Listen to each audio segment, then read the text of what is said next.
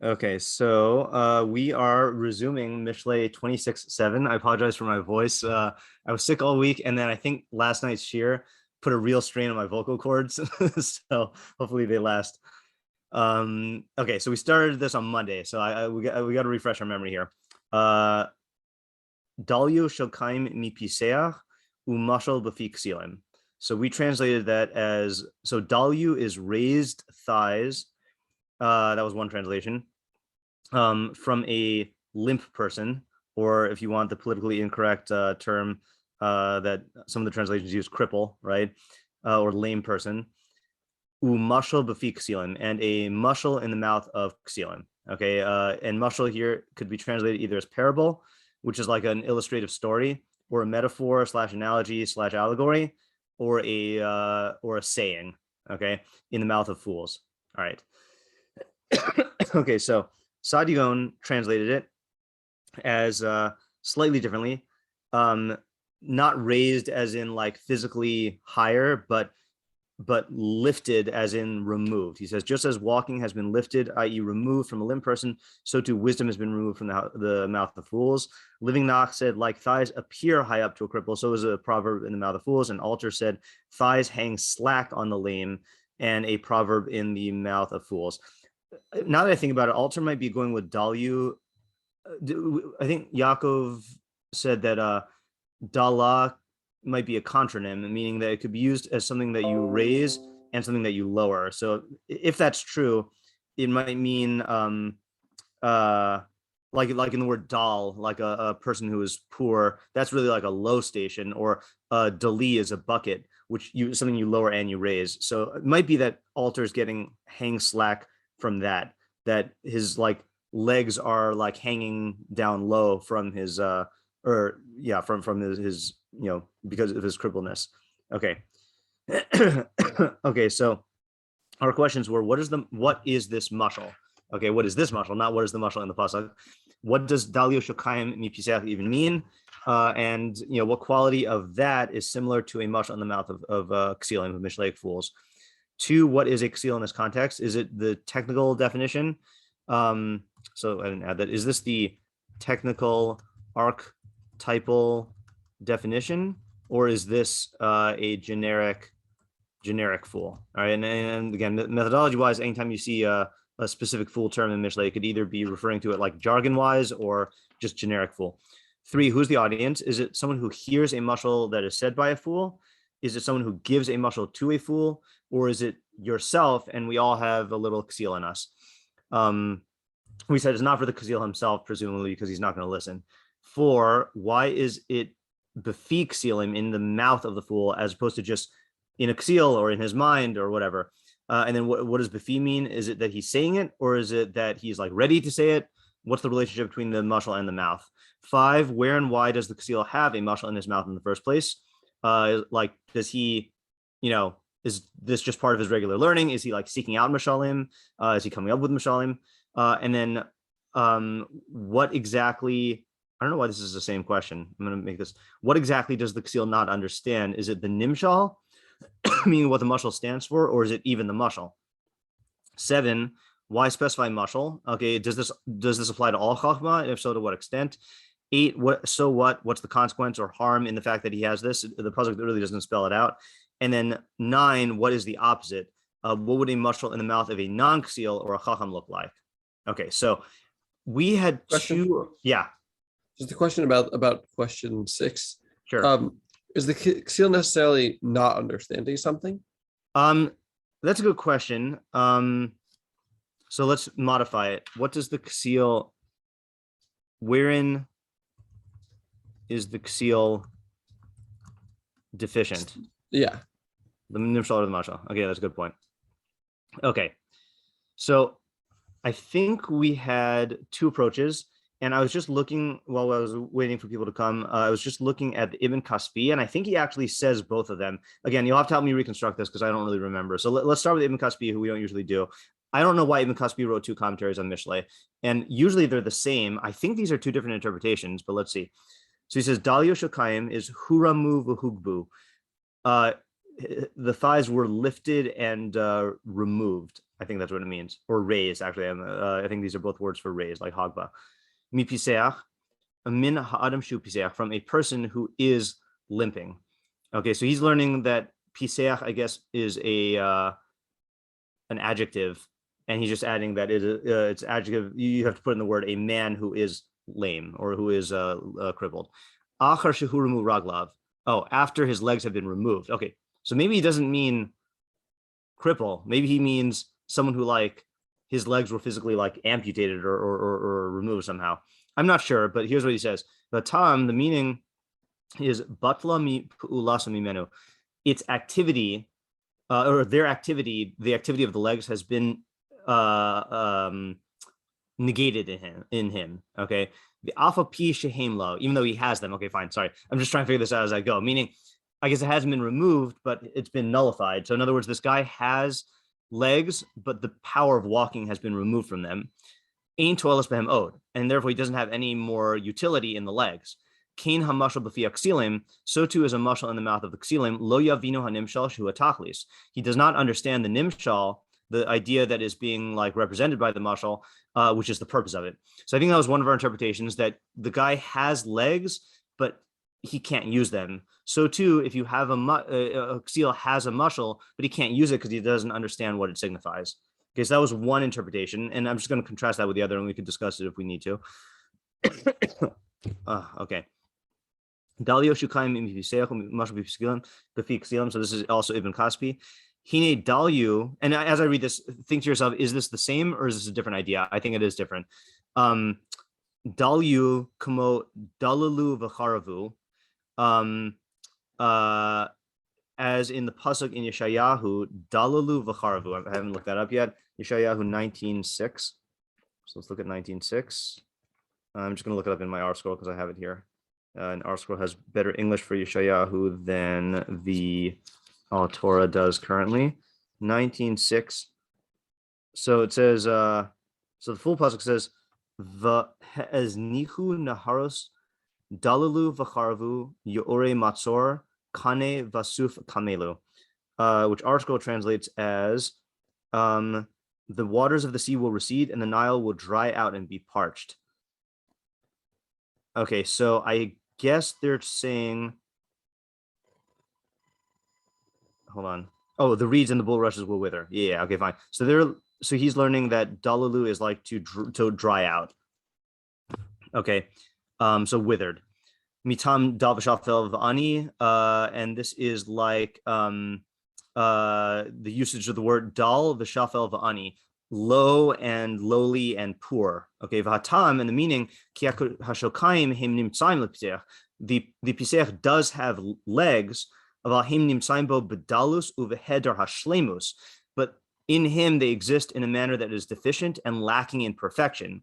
Ad keep pa'alosam, to the point or to the extent where their activity, even though they're not completely negated, they're on a lower level and incomplete. So too is the idea of a mashal in the mouth of ksilim. So I think it's pretty clear this is a different interpretation, right? The first interpretation, he's saying that, I think he says explicitly, batla pu'ulasam mimenu, full stop, that the activity of the legs has been negated from him, period. Here he's saying, lo, ena batela mimenu lagamre. They're not completely lacking, but they're just imperfect.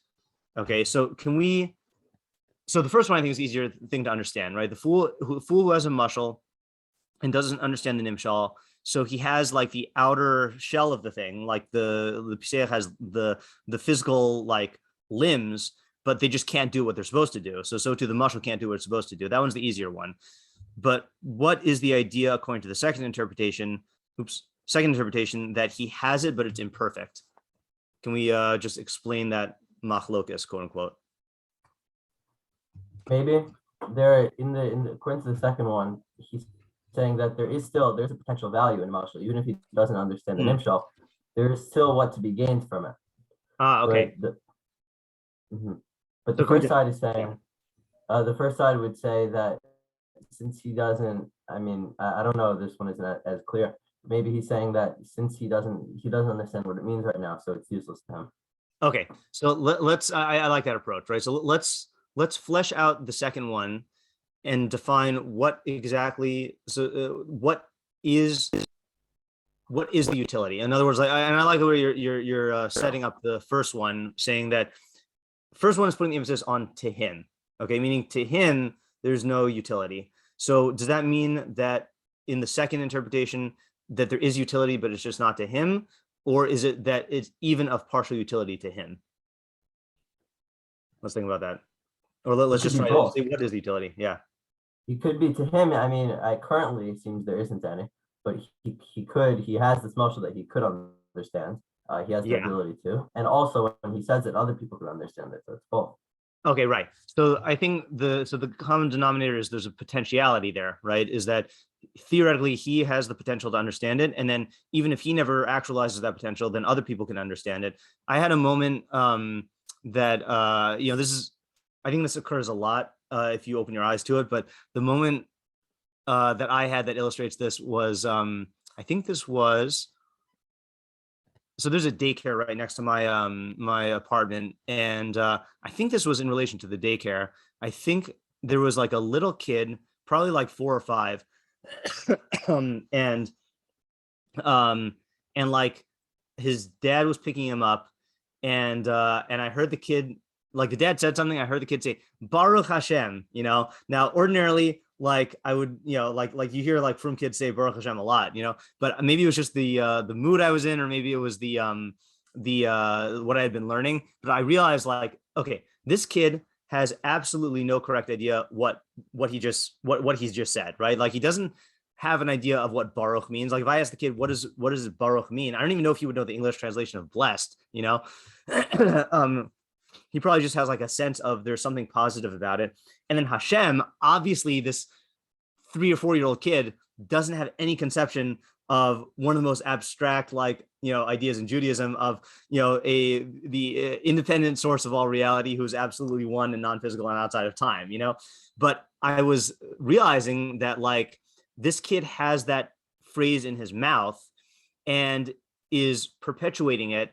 And one day, if he encounters the right teachers or the right books, he'll understand what it is. And then that same thing that he's been saying will actually have real meaning. And if he doesn't, so that phrase is being carried along in Klal Yisrael throughout the ages by people who don't necessarily understand it, but it will eventually like find its come to fruition in people who do understand it. And the best mashal for this, and I you can argue that I'm like I'm that the mashal that I'm about to give is I don't know, whatever. No, it's a good mashal. It's a good mashal. Is if you've ever seen, there's a lot of YouTube videos about this on Death Valley in Bloom.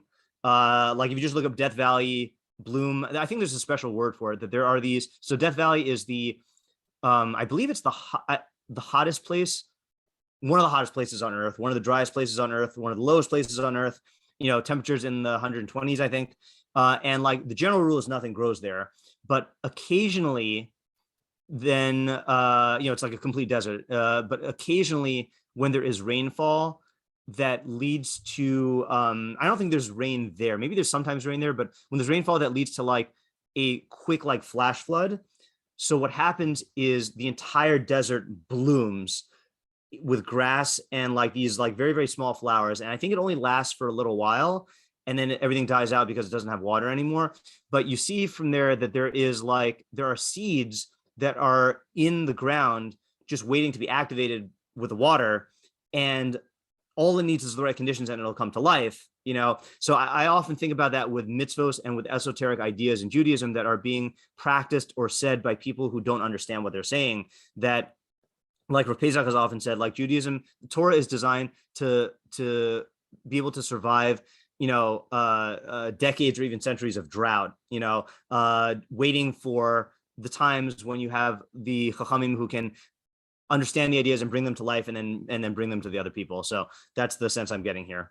So I guess the machlokas, again, I'm saying finger quotes with machlokas because this is the same person, and I think these are just two interpretations of Mishlei. Is the first interpretation is putting the emphasis on the utility, the actual utility to the ksil himself. There is none. Okay, and therefore he's missing out on the whole point. But the second interpretation is putting the emphasis on the potentiality for either the ksil himself, if he gains understanding, or for other people. Okay, I think that's good. Anyone want to add anything? Okay, so let's go to our usual suspects here. Let's start off with, oh, actually, you know what? I saw Sadia Gaon.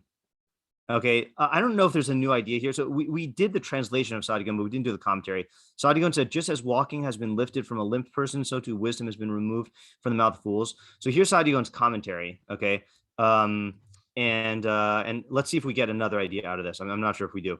Gam, but he definitely reads it differently. Gam pasuk zeh b'shokayim b'ksilus. This pasuk about shokayim is also talking about the fools. Or this pasuk about thighs is about fools. I don't know if the previous one was about thighs. Amar. Oh, I think what it means. Amar kashemsha piseach la'achar his yashrus surirav o his rofafusam. Just as a lame person after the withering or the atrophying, I think we would say in modern English, of his surirav. I assume that's something about his legs or his thighs. Ohis rofafusam, or they're weakening, ein letzapos mimenu shehalach, then he cannot look forward to walking. Kach ein letzapos mehem sheyachkamu. So too, he cannot look forward to becoming wise. I think this is the ksil. Okay, and then he says vidalyu, dalyo. The word dalyo is his romus, means removal. Nigzar min aromimecha adashem ki dilisani shuhu harama. Or sorry, exaltedness. I don't know if this is. I mean, he said it was removal, so I think this means removal. But I'm confused because he says aromimecha, which means I will exalt you. Okay, I'm not sure. But let's see. But he says v'yi shokayim hilach. The word shokayim here means walking. Kamosh sefasayim dibor, just like lips mean speech. V'lev chachma, and lev means chachma. Kfi shekvar hikdamti shehaivrim korim es ha'pu'ula b'shem ha'ever shedarcha le'asosa. That in Hebrew you call the activity by the name of the limb that is used to do the activity. So you say lashon hara, right? You say evil tongue. It really means evil speech, you know.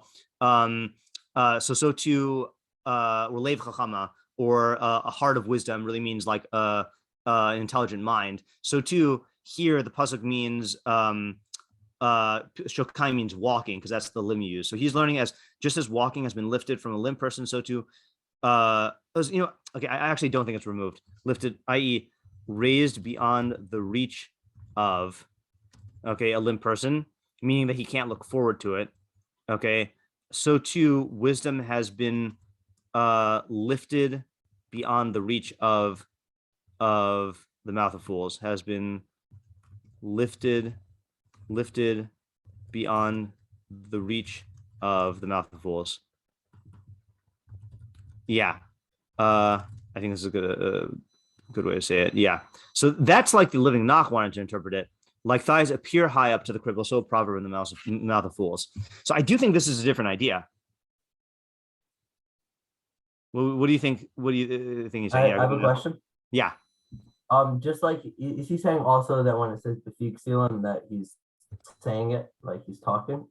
It's a good question, right? Let me read this again here. This is funny because he doesn't extend this to the second half in the commentary, but in the translation, mi pios haksilim.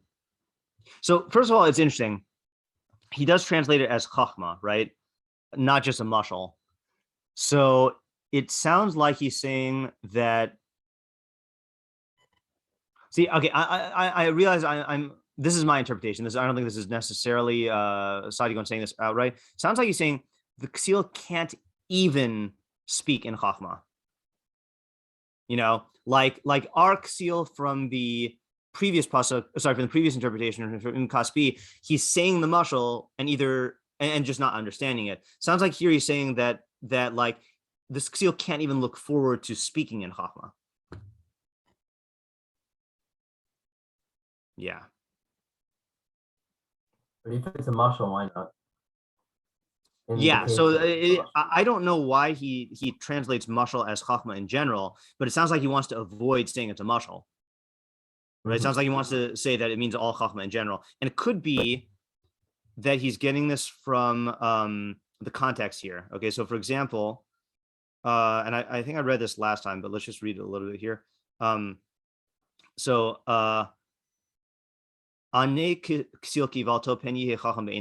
answer a fool according to his foolishness, lest he be wise in his own eyes. Right, so he doesn't have chachma there. A person will drink violence and cut off his legs if he sends words or statements with a ksil. And then this one is then you have our pasuk, and then we said the next pasuk, like someone who loads a slingshot, so is one who gives a ksil kavod. And I mentioned Chazal say that that's referring to chachma. So it could be that he's just getting it from the overall context, that the context is not limited to mashalim. And also here, Ra'isa ish chacham be'inav tikva l'ksil mimeno. So I think what we should do is we should treat it as though this is talking about all of chachma, and it's still a question like, why does Sadigon feel compelled to deviate from the literal translation, but it seems like he's getting it from the context. So who's the audience of this pasuk according to Sadigon? I think it's an interesting audience.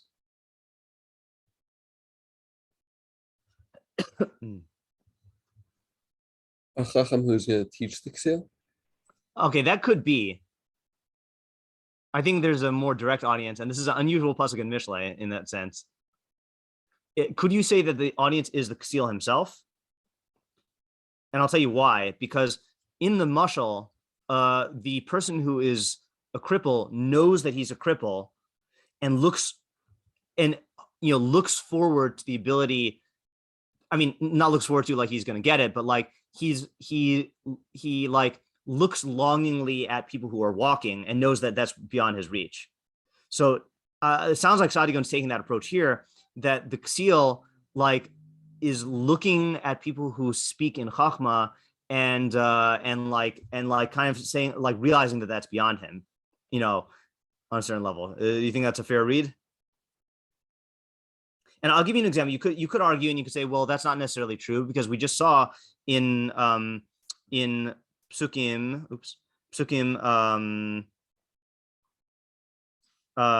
12 and 5 that the ksil often thinks of himself as a chacham, but I think there is a realization in a ksil on some level when he sees the real chacham that what the chacham has is not what he has. That whatever way the ksil fancies himself a chacham, I think part of him knows that that's not really what he has. So he does try to fake himself out, but I think he is aware that there is a difference, and he might not even be able to articulate what the difference is. And maybe I'm granting too much to the ksil. Maybe this is too generous of an interpretation.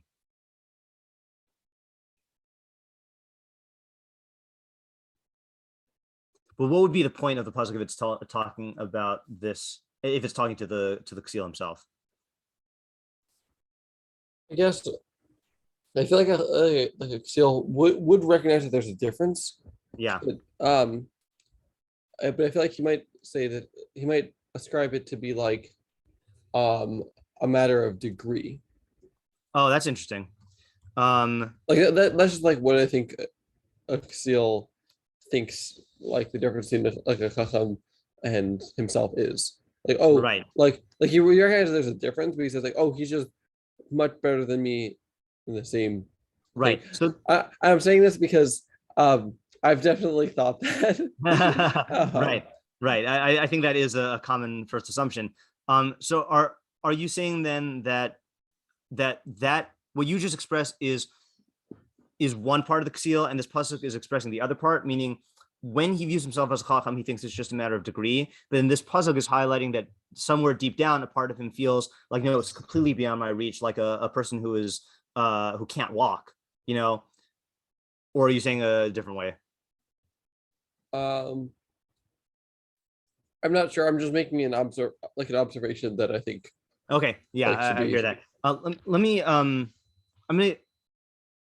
Oh yeah. Anyone else have a different interpretation? I also, something in what you said triggered something in my mind.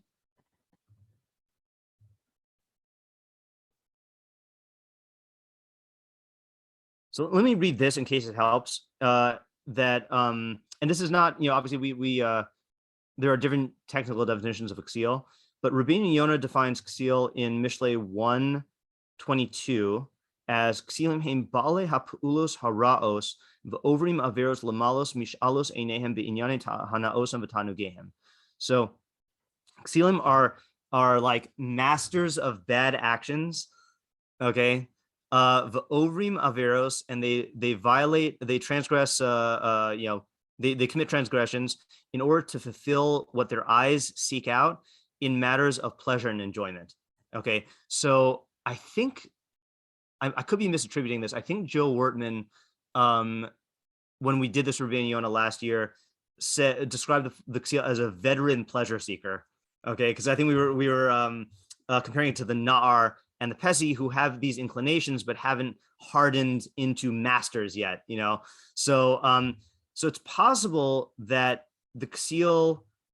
So if it's using that technical definition of a ksil, maybe it means that someone who is a hardened pleasure seeker who has chosen that path, or who has been on that path for a long time, knows that he's not going to be able to get what he sees the chachamim have, because he's taken a different route, and it is beyond his reach. Like just to give an analogy here, and I guess, I don't know if any of you, well, I guess those of you who are in high school don't have this yet, because there's still hope for the na'ar and the pesi that but I'm in the position in my life where I have friends, who could have chosen the path of chachma in Torah, and not friends, but former friends or acquaintances who could have chosen the path of Torah, but they chose the path of taiva, and ksilus, and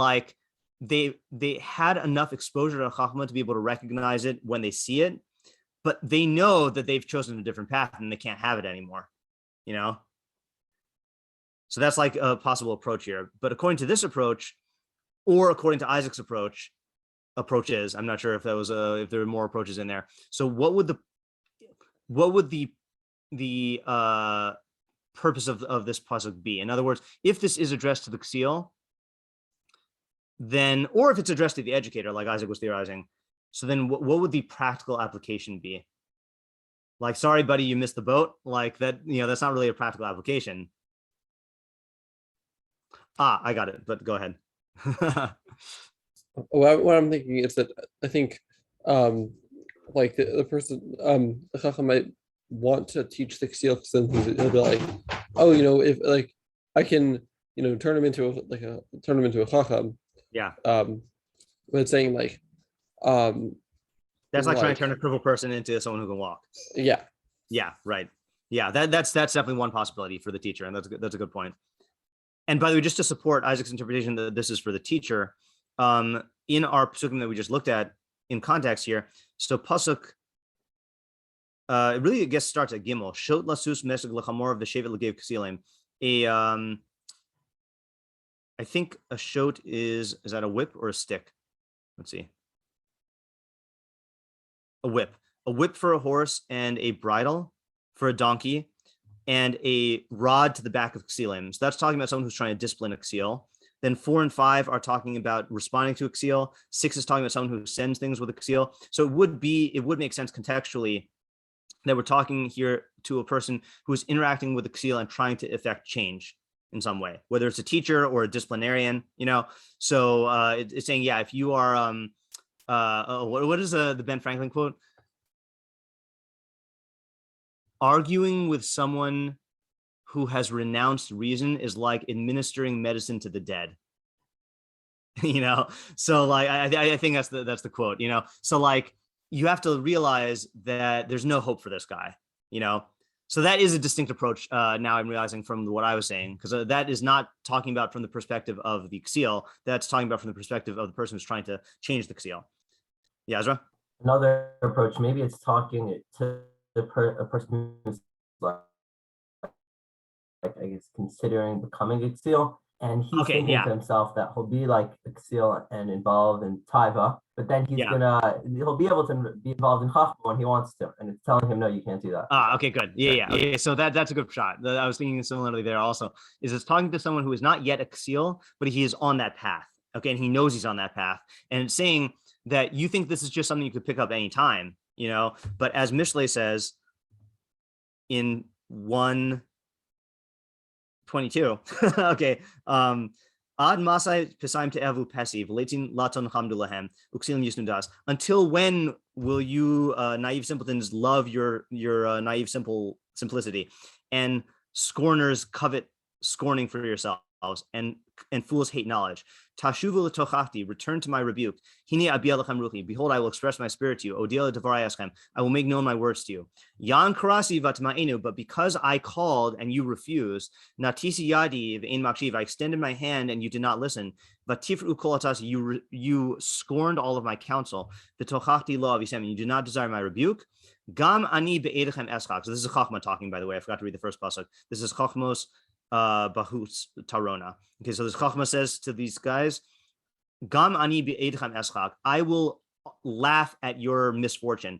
Elag bevo fachtechem, I will mock you when your dread arrives. Bevo kishoa pachtechem, when your fear arrives like Arsko says like a Holocaust, right? Like kishoa. The edchem kasufa yeseh, and your misfortune like a storm comes.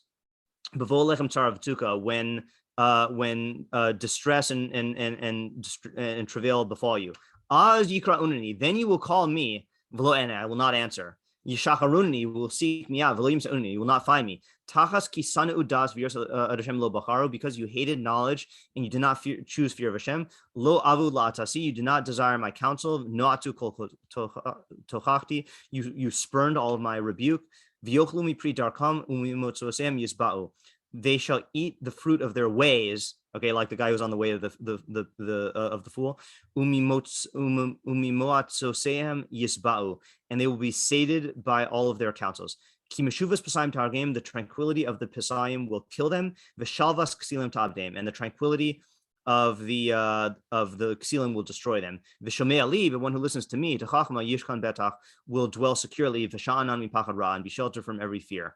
So that's like an expansion on what on the mentality of the person that Ezra was describing. This is a guy who's on the path of the ksil and knows he's there, thinks to himself, oh, I can just like pick up chachma when I want, and then come back to that lifestyle, And Mishlei is saying, no, there is a point of no return when you are crippling yourself. You're gonna get to the point where you can't use your legs anymore. I saw a I saw a live mashal, as Mishlei says, someone who gazes out the window and sees on the street a youth devoid of understanding. So I saw this morning when I was looking out the window, a school bus driving and a guy running after it saying, wait, and the school bus stopped and the guy caught up to it. That's kind of what the ksil feels in that moment, running after the school bus of chachma, but it's not going to stop. There's a point of no return. Yeah, that's a good interpretation of the mashal here. Okay, good. All right, so we got two ideas from Sadigon. Okay, let's go on in our usual routine. Let's look at Metzudas David, although I'm probably not going to dwell on him unless there's something clear here. Dalyu kamosh hashokaim mina b'seach, just like the legs are from the cripple. Hima gavohim zemizeh, they are uneven. One's higher than the other. Ulazeh yifsach, and for that reason he hobbles. It doesn't correspond to the nimshal. Okay, that's a good one. Okay, so he's saying, so the way he's reading the pasuk is he's saying, just as in the same way that the lame person hobbles, meaning since one of his legs it doesn't correspond to the other, okay, so too the mashal in the mouth of the ksil doesn't correspond to the nimshal. I actually had one of my really good friends in high school had cerebral palsy, whatever it is. And so he had a bunch of motor issues. And I remember it was a cool thing he had, not that, but a cool thing was he had one shoe that was extremely thick. He would wear dress shoes. And so if you imagine black dress shoes, and it was almost like, I'm sure there's a word for this, like that people who know fashion would know, but I don't know fashion, like a raised thick bottom of a shoe that was almost camouflage. And what it did was, I guess one of his legs was shorter than the other, and he already had enough difficulty walking, but I guess if he had no shoes on, he would really hobble because his legs were actually like different sizes, you know. And so that's what I'm picturing here, is that if you have something that doesn't correspond, you're going to hobble, you know. So and I gave an analogy, I gave an example of this on Monday. The thing that everyone quotes from Chazal. Oh, sorry, no, that's a different interpretation. Never mind, sorry. I gave an example on Monday of that the Ksiel gets the mashal wrong. Here, the mashal is right, but the nimshal is wrong. So what's the methodology mistake that this guy's making? Is that he either, yeah, what would you say? Maybe, I feel like there's several mistakes that you can make when the nimshal doesn't line up with the mashal. In other words, I feel like according to the Metzudas David, this is highlighting a methodology mistake in learning. Okay, this is intellectual ksiel, but how would we characterize that mistake, or what is the cause of that mistake? I think the ksiel sees like the truth and insight of the mashal, and so then he wants to, then he like tries to use it wherever he can, like the mashal, to a man with a hammer, everything looks like a nail. Okay, right. Yeah. Okay, yeah. So that's actually different than I was thinking, but it's good as well. In other words, I thought that this was a methodology mistake in learning, but Isaac's saying that this is really a methodology mistake in application. And I think those are two good interpretations. In other words, he has the idea fully, but he applies it in a way that lacks nuance, or in an indiscriminate way. You know, he applies it to cases where it shouldn't apply. Yeah, that's definitely one possibility. And I like the mashal that you gave, you know, that there is the guy with a hammer realizes that hammers have utility and he wants to use it, but the desire for usage overrides the mind of the craftsman that would look and see, is this a proper place to use it, you know? Yeah, I was thinking that another example is in terms of in learning, the problem is that he doesn't pay sufficient attention to detail. His mind latches onto something either because it's a real idea, or because something appeals to him, and he makes that into the ikar and just doesn't even like look at the other things, or doesn't bother to look and see whether the whether he even, like, whether the thing really is the ikar, you know. Like, and this is, I've stressed this point time and again. Why is it that when we learn Mishlei, I force us to go through all of the questions, even though like people have ideas? It's because sometimes you start to see an approach and you get carried away with what your mind latches onto, and you miss like a nuanced question or detail in the pasuk. So by training yourself to go over all the details and nuances, you minimize the chances of that mistake happening. So that's like an intellectual laziness idea, you know, and it could stem from an intellectual cause that his mind just isn't trained enough, or it could stem from an emotional cause that he's like, I don't know, he's show-offing. He wants to like be the first guy in shiur to say an idea, you know, or that he wants to feel like he's smart, or he wants to feel like he understands. It could have a bunch of causes, but either way, the effect is that he's going to hobble in his walking, which means that on an intellectual level, he's going to miss out on the idea, or on a practical level, he's not going to apply the idea correctly, which could even lead to his harm. Okay, let's do Rabbeinu Yonah. If there is one. There might not be. Rabbeinu Yonah in the last part of Mishlei is missing. Okay. Yeah, so there's no Rabbeinu Yonah. Let's do the Meiri. He says, so he connects all three of them, because we'll have to save the Meiri until we do all three of them. Okay, who else do we have here? Let's do the Malbim. Malbim, I have not looked at the Malbim yet. Okay, so he says, Dalyu is herimu shoke hapiseh kihim lo ilulo. Removed. Herimu shoke hapiseh kihim lo ilulo, because they have no benefit to him. Okay, so let's see what his idea is. Oh, so he connects it to the previous pasuk. All right, I don't want to do that then. Let's look at the Ralbag. Dalyu shokaim gavhu shokaim misech she'echa gvo me'chaver. Okay, so that's like the Matsuda said that one leg is higher than the other. That causes him to not walk straight. So this is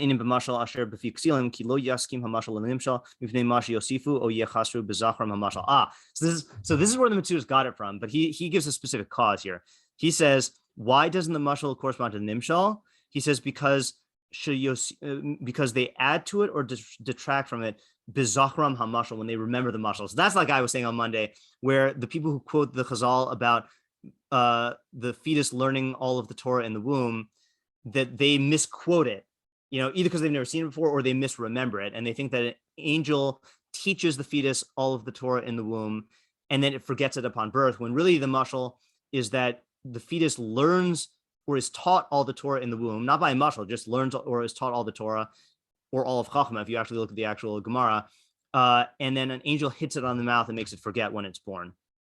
Yeah, so that's like an example of forgetting the details. So just methodologically here, by the way, this is a tochacha to chachamim even, which is that if you are going to quote a mashal, whether it's a mishleic mashal that's like an idiom, or whether it is an elaborate mashal like an agadata, like a midrash, you should look it up to remember it exactly if you are uncertain of it. Okay, and I'm sure I'm guilty of this, from time to time. I usually try looking stuff up. But if you ever see me doing this, then call me out on it, okay? Because I don't want to be like a ksil. Yeah, and this would be a good example, by the way, of how, according to the Ralbag, this pasuk is not talking to a ksil; it's talking to any person who might be acting like a ksil by making this mistake. Okay, let's see the נחמיאש. Dalyu shokaimi pisach mashal b'fiksim dalyu. Dalyo poel avar shorasho dalalu a dalal mi'inyan dalu einaim lemarom klomar kamosh dalu v'gavhu shoki apisach min haaretz. So he's also learning as raised, just as the thighs of the pisach are raised from the ground. The eno yachal halach lehem benachon, and he can't walk properly with them. Kina mashal b'fi aksilim lo yikon. So too the mashal will not be established in the mouth of ksilim. Okay, so that's not really explaining the idea. V'yesh mefarshim dalyo tzivui. There you go. Some explain dalyu as a command. Remove the thighs of a limp person. See, that's why I don't know if you noticed. I hesitated when I read the Malvim. The fact that he says ki heim lo yo'ilulo, I thought he was saying as a tzivui, but I didn't think hey rimu was the tzivui form of it. I thought hey romu was, but whatever. So, but the Rinachmias is saying remove as a command. Remove the legs from the ksil. Halamid degusha v'nitosva hayur l'rifayon halamid. Okay, this is grammatical. Okay. V'tama pasuk, and according to this, dalu v'talu shokaimi piseach. Remove and hang the thighs from a poor person, meaning hang them up, like hanging up your hat. I don't know, give up on them. Dalu mashal b'fiksilim. So to remove a mashal from the mouth of the fools.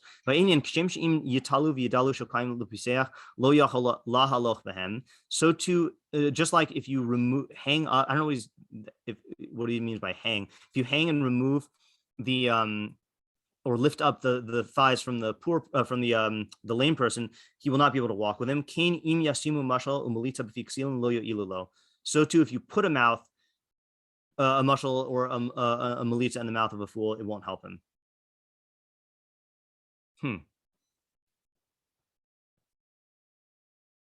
not quite getting how he's reading the pasuk, but this is definitely advice to the educator, right? About giving a mashal to someone who's not going to be able to understand it. Yeah, this is a mistake, by the way, that teachers often make, is that they overestimate what the student can handle, and they project their own intelligence onto the student. In fact, actually, you know what? This is my pshat for the previous pasuk. The previous pasuk says, "Mekatzi reglaim chama shose sholech devarim biad ksil." A person cuts off his own legs and drinks. Chamas here, I don't think means violence. I think it means vitriol, like something that's really bitter. One who sends statements in hand of a fool. And so the idea that it's possible that this is also in another pasuk, but I think this is actually my idea. In fact, you know what? Let me look it up. Just give me 1 second. In Mishlei. This is one that I've written up before, back when I taught this in high school. Back when I had the time to write up all the ideas that I've learned in Mishlei. Let's see if this is in the file. 26. This is in the new file, which I started at the beginning of last year thinking, nope, it's not in the new file. Hold on just a second. Ideas in Mishlei.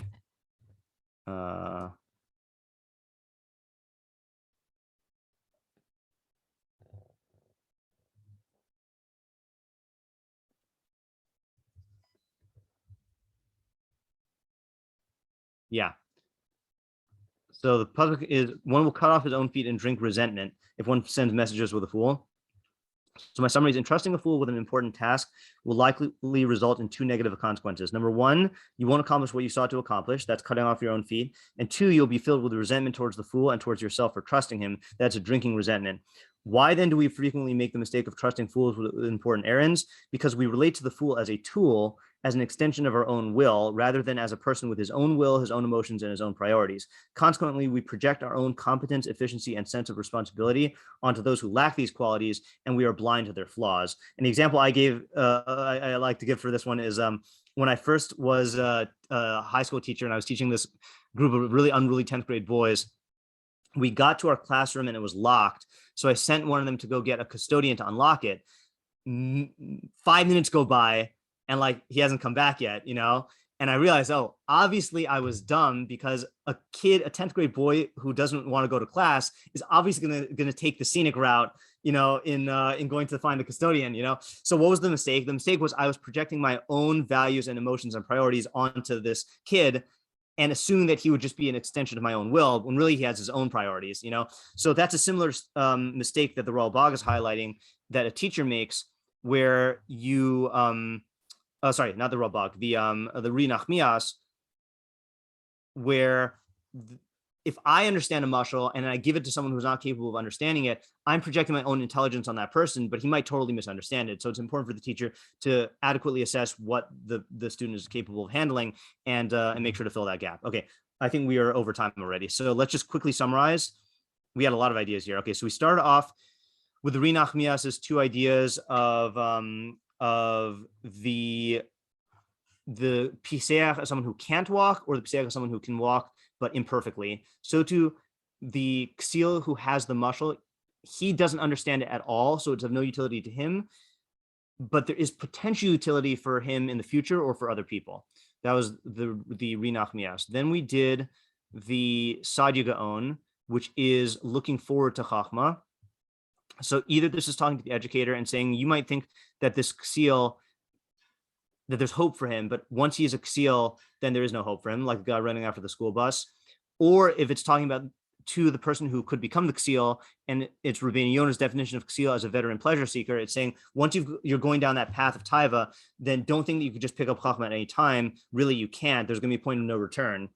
Then we had the Metzudas David, who says that the ksil doesn't understand the mashal correctly or doesn't apply correctly. It's uneven. It doesn't correspond. So that's going to be a practical or theoretical pitfall that the ksil has to, the ksil is going to face, which is advice to the educator or the person who might be have a ksil tendency. Rabag says it has to do with remembering the mashal, and you either add or subtract from it, and therefore you don't get the right nimshal. And then the נחmiash is saying that it has to do with being careful who you give the mashal to, and making sure that they can handle it. Okay, lots of good ideas there. All right, hopefully that makes up for the 3 days of Miss Mishlei, 2 days, because this is what we're making up for. Okay, have a good Shabbos, and hopefully we will continue with pasuk 26, 8, and 9 next week. Thank you. All right, thanks. Thank you. Bye.